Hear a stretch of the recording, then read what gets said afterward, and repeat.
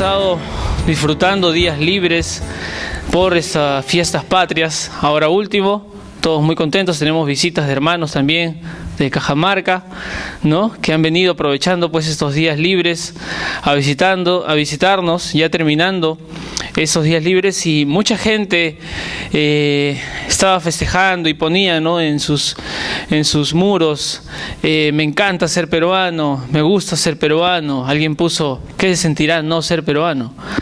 Y otras personas tenían ese tipo de preguntas, y yo me puse a pensar, ¿qué es el Perú?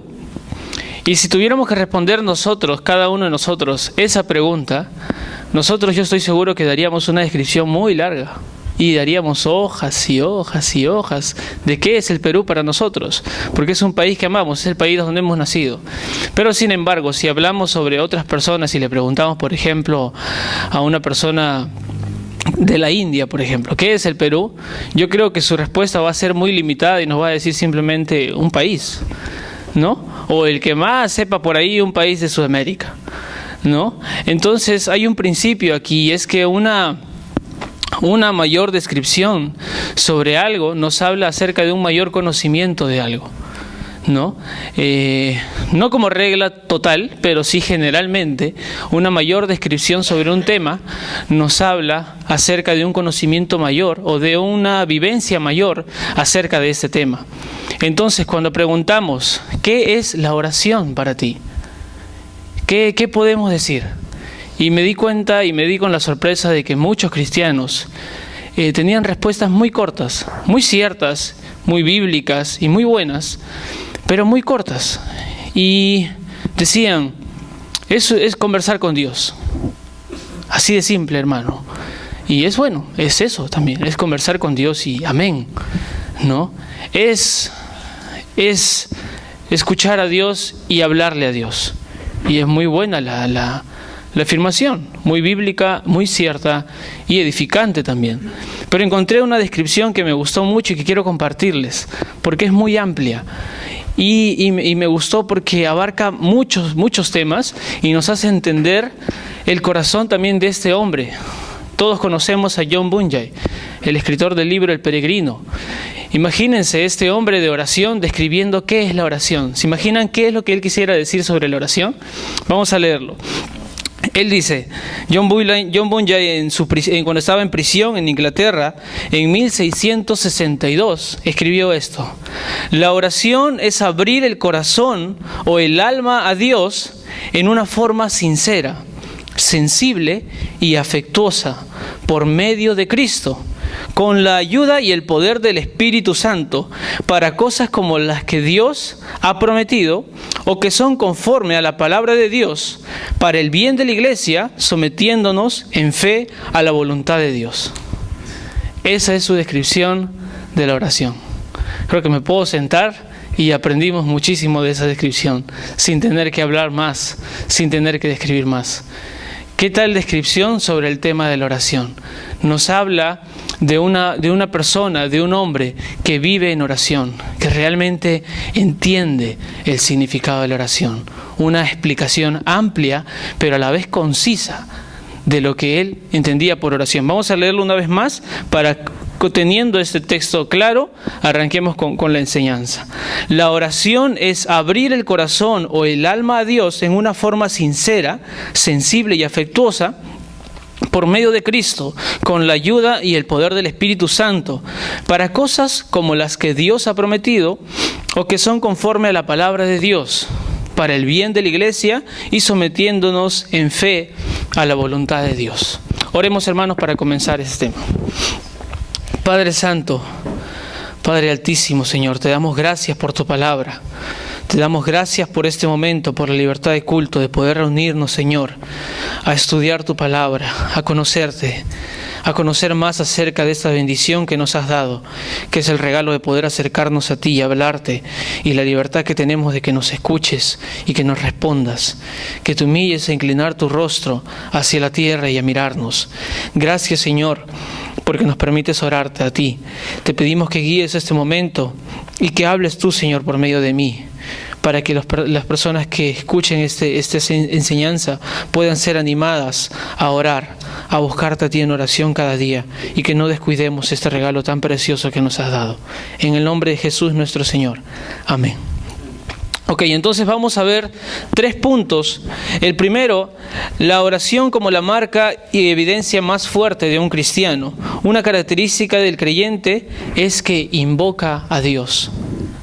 Una característica del creyente es que invoca a Dios. Para eso vamos a ver 1 de Pedro 1:17. Yo lo voy a leer porque no tenemos mucho tiempo. Dice: y si invocáis por Padre a aquel que sin acepción de personas juzga. Aquí Pedro está hablando a los creyentes y le está hablando a que cada uno se conduzca con temor y temblor en el tiempo de su peregrinación aquí. Pero nos quedamos con la primera parte. Dice: y si invocáis al Padre.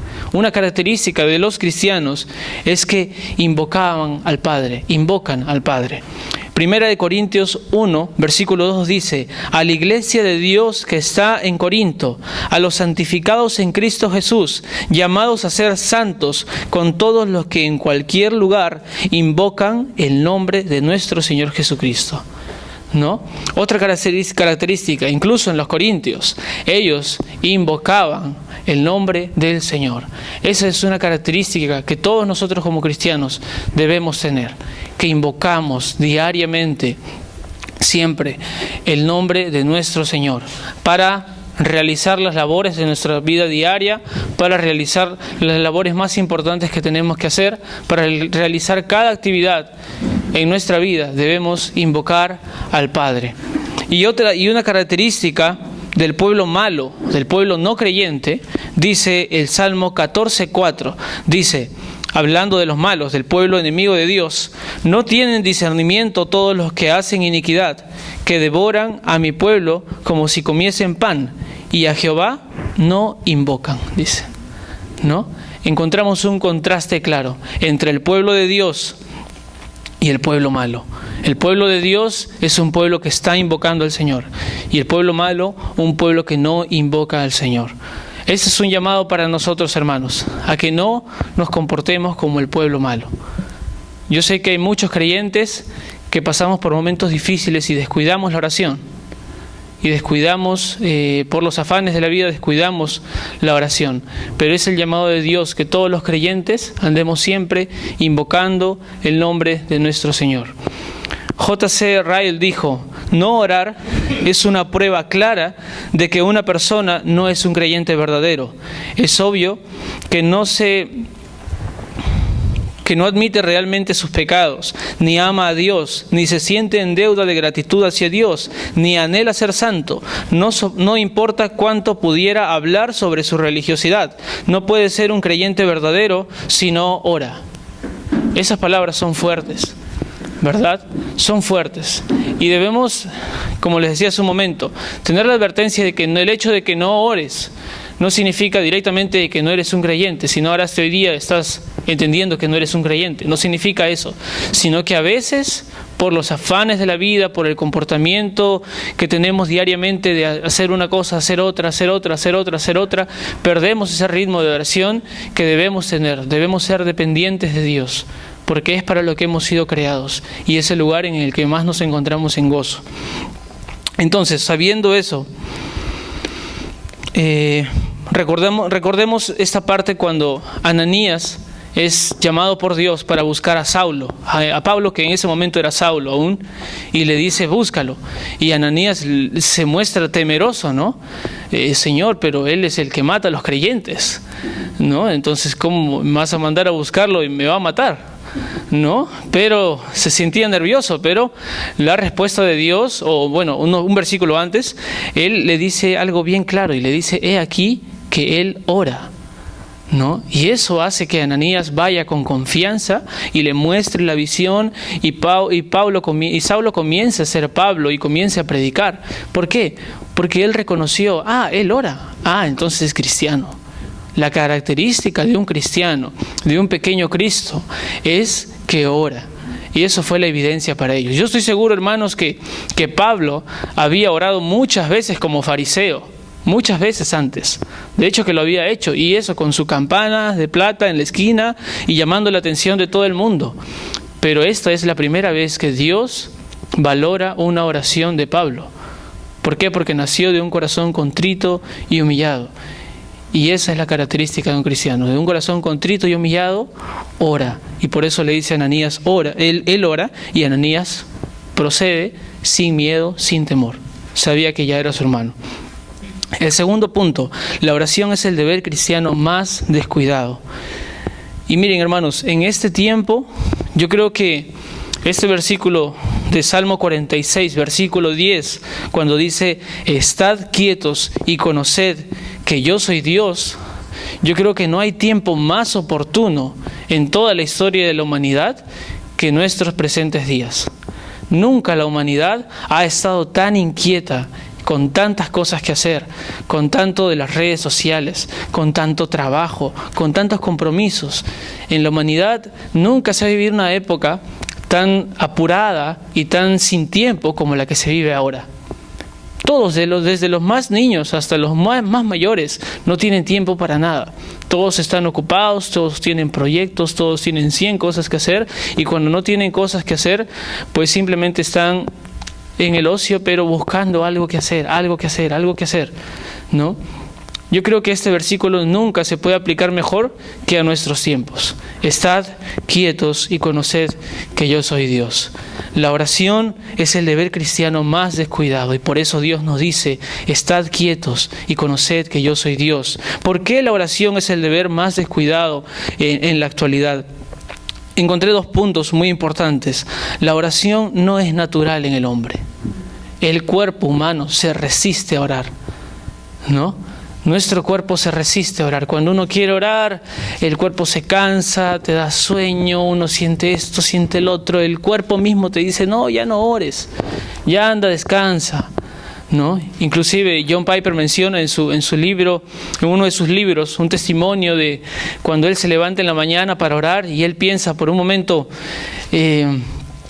creo que ya estoy viejo y debo descansar un poquito más, media horita más. Creo que ya tengo que predicar en la tarde, así que es mejor que predique con todas mis fuerzas, y por eso mejor duermo un ratito más, ya. ¿No? Bueno, ayer estaba hablando con un hermano hasta tarde.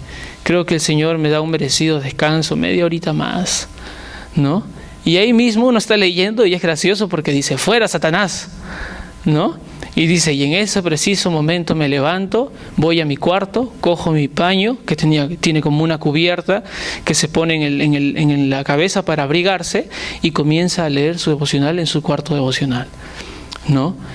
El cuerpo de por sí se opone a esto, ¿no? Se opone. Incluso las responsabilidades del trabajo son más fuertes para nuestro cuerpo, motivándolo para que se levante al toque, se da un bañazo y está en el trabajo en 5 minutos, ¿no? Pero cuando debemos orar, el cuerpo se opone muy fuerte a este ritmo de vida. El segundo punto es, la oración no es popular. Hermanos, uno puede leer la teología y estar muy empapado del tema de la teología, ¿no? ¿Para qué? Uno podría estudiar para jactarse. Uno podría estudiar para callar a otra persona. Ahora, en la actualidad, hay muchos jóvenes buscando debates por las redes sociales. Quiero debatir sobre ese tema. Mira, te propongo ese tema, ¿no? En materiales bíblicos me han escrito cosas y yo no les respondo y me dicen, hermano, responde, pues queremos debatir contigo, ¿no? Queremos debatir, mira, ¿por qué no pones un tema del falso Dios trino? No creemos en eso. ¿Tú por qué no crees? Danos tu sustento y nosotros te damos el tuyo. Están buscando debatir. ¿Por qué? Porque en eso hay jactancia. Incluso en el conocimiento de Dios hay jactancia. Incluso en el evangelismo hay jactancia. Cuando salimos a predicar en las calles nos podemos jactar de algo. Pero hermanos, en la oración secreta no hay jactancia. Aquel que se mete al cuarto cuando nadie lo ve, como dice el Señor, se cubre con sus sábanas y empieza a orar al Señor de rodillas, ¿qué jactancia puede haber ahí? ¿No? Pero por eso dice, la oración no es popular, y es algo que a nuestro cuerpo por eso no le atrae. Y por eso es que se descuida tanto ese tema. Por eso dice el Señor, estad quietos y conoced que yo soy Dios. Un siervo del Señor dijo, cuando vemos que los hombres están completamente ocupados en las cosas del mundo, ¿acaso podemos creer que están pidiendo a Dios por su gracia para servirle? Hermanos, seamos sinceros, veamos a nuestro alrededor y miremos incluso a nosotros mismos, hacia un espejo, y digamos, mi vida refleja que mi oración sea, Señor, quiero servirte, o qué refleja mi vida, o Señor, quiero yo hacer mi voluntad, quiero prosperar, quiero comprarme esto, quiero comprarme el otro, quiero lograr esto, quiero lograr el otro. ¿Qué refleja tu vida? ¿Tu vida refleja de verdad que le estás orando al Señor porque quieres honrarle, porque quieres servirle? ¿No? Estad quietos, hermanos, estemos quietos y conozcamos a nuestro Señor. Y por último, hermanos, tercer punto, tenemos muchos puntos que nos animan a orar, hermanos. Aquí cogí especialmente versículos, como por ejemplo Mateo 7, versículos 7 al 8, dice, pedid y se os dará, buscad y hallaréis. Llamad y se os abrirá, pedid y se os dará, buscad y hallaréis, llamad y se os abrirá. Porque todo aquel que pide recibe, y el que busca halla, y el que llama se le abrirá. Juan 14, 13, 14 dice, y todo lo que pidieres al Padre en mi nombre, lo haré, para que el Padre sea glorificado en el Hijo. Si algo pidieres en mi nombre, yo lo haré. Y para terminar, dice Lucas 11, versículo 11 al 13, ¿qué padre de vosotros, si su hijo le pide pan, le dará una piedra? ¿O si pescado, en lugar de pescado, le dará una serpiente? ¿O si su hijo le pide un huevo, le dará un escorpión? Y dice, pues si vosotros siendo malos sabéis dar buenas dádivas, buenos regalos a sus hijos, ¿cuánto más vuestro Padre Celestial dará el Espíritu Santo a los que se lo pidan? Hermanos, vivimos en un mundo en que podemos apreciar las respuestas del Señor. Hoy día en la mañana compartíamos con todos los que conocen, con la mamá Mila. Ahí fuimos a visitarla con mi esposa y las hermanas Rafael tenían una paz tan hermosa a pesar del momento tan difícil. Y nos compartían que el día de ayer orando habían visto a la hermana, a la mamá Mila ahí sentada sin moverse, pero cuando le predicaron el Evangelio y le decían, ¿crees?, ella movía su rostro, reaccionaba recién a eso. Es una bendición tremenda y veíamos lo que estábamos aprendiendo con mi esposa hace pocos días, y es que el Señor tiene cosas planificadas que van a suceder, pero que también ha planificado que sucedan luego de que sus hijos oren por esto. ¿Para qué? Para que sus hijos podamos ver la mano de nuestro Dios obrando ahí. Para que nosotros podamos decir, yo oré eso, yo oré por eso y mira, ha pasado. Por eso el Señor nos pide que oremos en grupos, por eso el Señor nos pide que oremos como iglesia. No porque tengamos que hacer una colecta de firmas para decirle al Señor, mira, somos más ahora, entonces ahora sí obra, por favor. No es esa la razón por la cual nos pide que oremos como iglesia. Nos pide que oremos como iglesia. ¿Para qué nos pide que oremos como iglesia? Para que cuando veamos la respuesta, más sean las personas maravilladas y más gloria sea la que reciba Él. Y nosotros podamos darnos cuenta que nuestro Dios vive, que nuestro Dios está presente en nuestra vida, está presente en la actualidad, obrando en cada una de nuestras vidas y atento a cada una de nuestras oraciones. Dios ha predestinado hechos que van a suceder solamente después de que sus hijos lo pidan. Esa es una verdad maravillosa. Para terminar, una frase de Leonard Ravenhill dice, una iglesia unida que ora es el peor problema para el infierno. Es por eso que Satanás busca destruirnos y evitar que oremos. ¿Vamos a darle lugar? Hermanos, cuando veamos que cualquier cosa en nuestras vidas está dando más gozo a Satanás que a nosotros mismos y que a Cristo, no le demos lugar. Porque lo que Él quiere es desunirnos como iglesia. Ahora que estamos aquí, somos un grupo de personas que hemos venido a orar, oremos al Señor con la confianza de que Él responde nuestras oraciones y de que Él nos tiene respuestas como espera, sí, no, primero haz esto, primero haz el otro. Hay muchas respuestas del Señor y debemos estar abiertos a esperar en su respuesta. Pero sobre todo debemos estar unidos, dependientes de Él y expectantes al momento en que recibamos la respuesta y podamos decir gracias, Señor, porque te glorificamos aquí en esta respuesta, porque tú eres el que obró en esta respuesta. Y cuando somos más como es ahora, Podemos ser más las personas que demos gloria al Señor cuando tengamos esa respuesta. Así que la oración es la marca más fuerte del cristiano. ¿Por qué? Porque es la oración es la que lo lleva a adorar a Cristo cuando recibe la respuesta. Oremos. Padre Santo, gracias, Señor, por lo que nos has enseñado. Gracias, Señor, porque te pedimos algo, Señor, y cuando respondes lo haces 100 veces más impresionante de lo que podamos ver en cualquier pensamiento que tengamos de tu respuesta. Tú eres maravilloso, tú eres bondadoso, tú eres bueno, Señor, para con nosotros. Gracias, Señor, porque hemos visto tantas veces tu respuesta. Porque la oración que se hace desde el suelo ha llegado hasta el cielo, Señor, y tú nos has hecho ver maravillas, Señor. Nos has hecho ver matrimonios reconstruidos. Nos has hecho ver personas que estaban en lo más bajo, venir hasta tu palabra y proclamar tu palabra. Nos has hecho ver personas y hombres que estaban muy mal, Señor, sumergidos en el pecado, como mujeres también, y que ahora te glorifican, Señor. Padre Santo, transforma a tu pueblo a que sea un pueblo de oración. Y transforma a mis hermanos, Señor, y a mí, a que sigamos perseverando siempre, siempre, siempre en la oración y podamos ver tu respuesta y te demos gloria. En el nombre de Jesús. Amén.